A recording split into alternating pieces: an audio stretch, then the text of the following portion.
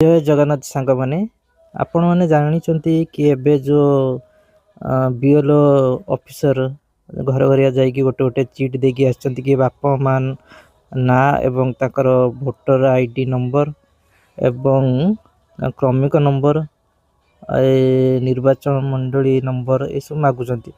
तो सेटा आपण केमि सर्च करिए से विषय में आज कहया चाहूँगी। प्रथम आप गूगल क्रोम जाकि लिखिए वोटर लिस्ट 2002 ओडिशा।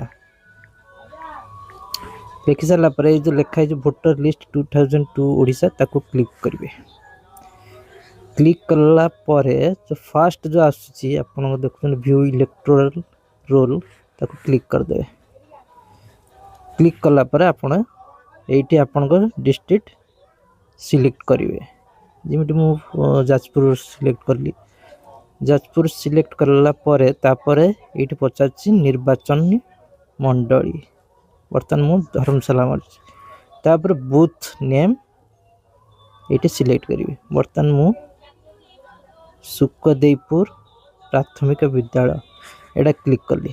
क्लिक कला पर से जो आपण को जो मागुची निर्वाचन मंडली नंबरटा देखंतु। निर्वाचन मंडली होची धर्मशाला लिखाई छि ता साइड को जो लिखाई छि 26 सेटा होची निर्वाचन मंडली रो नंबर।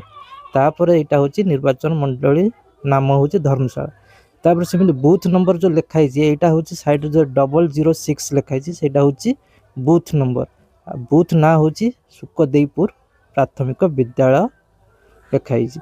तापर एटी बर्तन हमें कैप्चा पके कैप्चा टिके चेंज कर दा। कैप्चाटा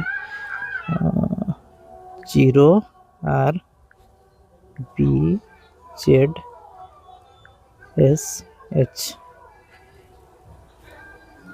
कैप्चा पके सला परे तापर आसे क्लिक हियर टू व्यू। तापर क्लिक करी एठी आपनकर आसी जीवो क्रमिक नंबर। से क्रमिक नंबर मागिथिबो ना तो क्रमिक नंबर एठी पके देबे। देखो भाग 6 जोटा बूथ नंबर मु कहउथली।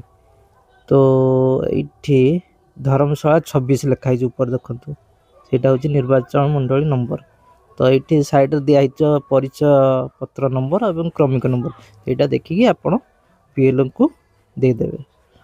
तो एई परी आपण 2002 रो वोटर तालिका डाउनलोड करि परिए।